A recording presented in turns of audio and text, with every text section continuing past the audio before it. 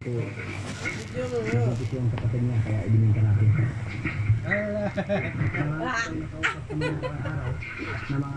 Wrestlingin mo yan! Yung hinarap nila, yung singer. Umalik na sa normal.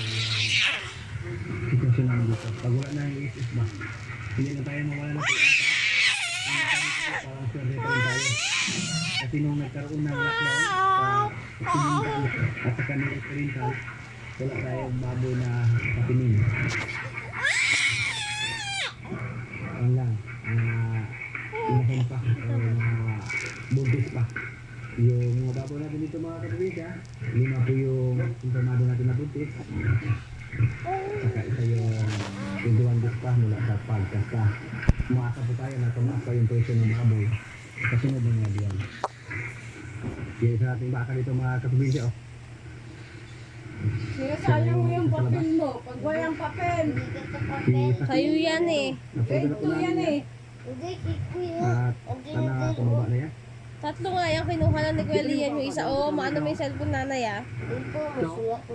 Dili pa naman ko ang kupramin ng mga Sa kanyang balikat ko. oh. Lahi ito ni Limer mga kaprobinsya.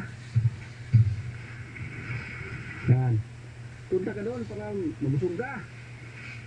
So, ano.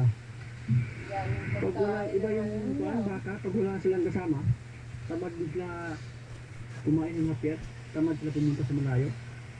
Pero nung andun pa sa labas na malagi yung dalawa ng babae, baka na maliit.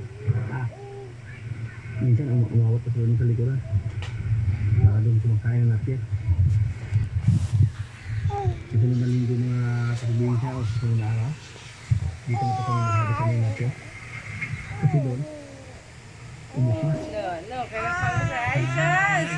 Kinagat na si Tenga. Pero palagi ko may iwan ka sa amin.